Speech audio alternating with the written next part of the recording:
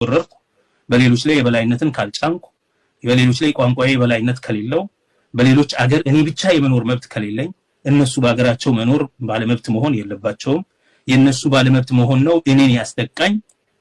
አሁን በቅርብ ራሱ ማለት ነው ያውም ብሔርተኛ አይደለንም የኢትዮጵያ ነን እንጂ አማራ ሊቃን አይደለንም የሚሉ ሰዎች 32 ዓመት በማንነት ጥቃት እየተደረገበት ነው ምናምን ሲሉ ነው የምትሰማው እንዴት ነው የምትነጋገረው ከነዚህ ጋር እንዴት ነው አብረህ ልትኖር ምን አይነት ትርክት ነው ይሄ የሚያስተላልፈው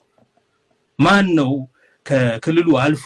የአማራ ህዝብን ለይቶ ለጥቃት አነጣጥሮ ሲያጠቃ የቆየው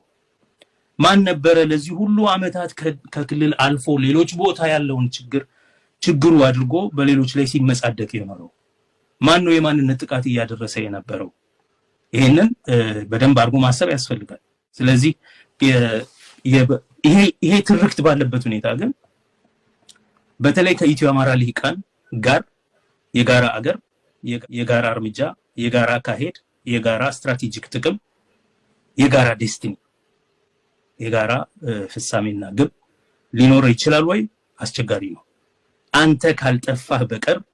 ያንተ አደረጃጀት ካልጠፋ በቀር በአንተ ማንነት ዙሪያ የተዋቀረ ክልል ካልጠፋ በቀር ምንም ሰላም ሊኖር አይችልም ከሚልህ ወገን ጋር እንዴት ነው ልጥፋኔ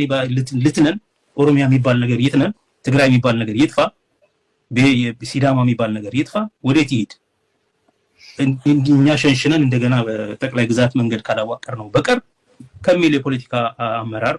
ጋር የፖለቲካ ሊግ ጋር በዚህም ከሚገዛና ይሄን